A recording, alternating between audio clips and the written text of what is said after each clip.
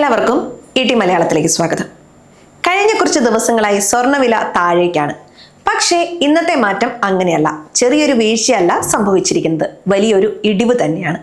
ഈ വാർത്ത കേൾക്കുമ്പോൾ സ്വർണം വാങ്ങാൻ കാത്തിരിക്കുന്നവരുടെ നെഞ്ചിലെ തീയൊന്ന് അണയുന്നുണ്ടാകും. സത്യം പറഞ്ഞാൽ കഴിഞ്ഞ ആഴ്ചകളിലെ ആ കുതിപ്പിന് ശേഷം മാർക്കറ്റിൽ ഇങ്ങനെയൊരു മാറ്റം നമ്മൾ പ്രതീക്ഷിച്ചിരുന്നു. പക്ഷേ ഇത്രയും വലിയൊരു കുറവ് നമ്മളെ ഒന്ന് ഇരുത്തി ചിന്തിപ്പിക്കുന്നുണ്ട്. അന്താരാഷ്ട്ര വിപണിയിൽ എന്താണ് സംഭവിക്കുന്നത്? ഈ ഇടിവ് ഇനിയും തുടരുമോ, അതോ ഇതൊരു ട്രാപ്പാണോ? നമുക്ക് വിശദമായി നോക്കാം. ഇന്നത്തെ കൃത്യമായ കണക്കുകൾ ആദ്യം തന്നെ ഒന്ന് പറയാം.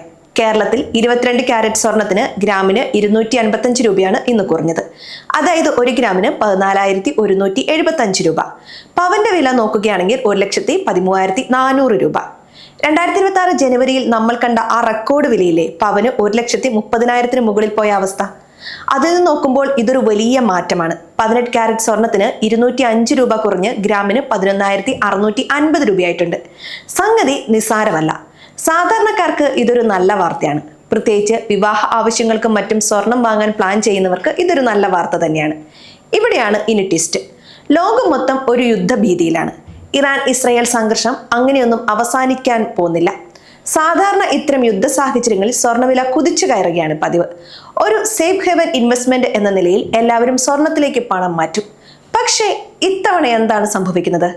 ലോകം യുദ്ധത്തെക്കുറിച്ച് സംസാരിക്കുമ്പോഴും സ്വർണ്ണവില താഴേക്ക് പോകുന്നു. ഇതിനെക്കുറിച്ച് പല സാമ്പത്തിക വിദഗ്ധരും പറയുന്നത് US ഡോളറിന്റെ കരുത്തിനെ കുറിച്ചാണ്. ഡോളർ ശക്തമാകുമ്പോൾ സ്വർണം വാങ്ങുന്നത് ആളുകൾ കുറയ്ക്കും. വിലക്കയറ്റം അഥവാ ഇൻഫ്ലേഷൻ നിയന്ത്രിക്കാൻ അമേരിക്കൻ ഫെഡറൽ റിസർവ് എടുക്കുന്ന തീരുമാനങ്ങളാണ് ഇവിടെ നിർണായകമാകുന്നത്. നമ്മളൊന്ന് ആലോചിച്ച് നോക്കൂ. ക്രൂഡ് ഓയിൽ വില കൂടുന്നു, മിഡിൽ ഈസ്റ്റിൽ പ്രശ്നങ്ങളുണ്ട്, എന്നിട്ടും സ്വർണം കുറയുന്നുണ്ടെങ്കിൽ അതിന്റെ അർത്ഥം മാർക്കറ്റിൽ വലിയൊരു കറക്ഷൻ നടക്കുന്നു എന്നാണ്. കഴിഞ്ഞ കുറച്ച് മാസങ്ങളായി സ്വർണത്തിനുണ്ടായ ആ അമിത വില ഇപ്പോൾ ഒന്ന് സെറ്റിലാകുകയാണ്. ഇതൊരു താൽക്കാലിക പ്രതിഭാസമാണോ, അതോ വില ഇനിയും താഴേക്ക് പോകുമോ എന്നുള്ളതാണ് ഇപ്പോൾ എല്ലാവരുടെയും മനസ്സിലുള്ള ചോദ്യം. ഒന്നാമതായി നമ്മൾ മനസ്സിലാക്കേണ്ടത് അന്താരാഷ്ട്ര വിപണിയിൽ ട്രോയ് ഔൺസിന് ഇന്ന് വില കുറഞ്ഞിട്ടുണ്ട്. രണ്ടാമത്തെ കാര്യം, ഇന്ത്യയിലെ MCX വിപണിയിലും സ്വർണത്തിന് ഒരു തണുപ്പൻ പ്രതികരണമാണ് ലഭിക്കുന്നത്.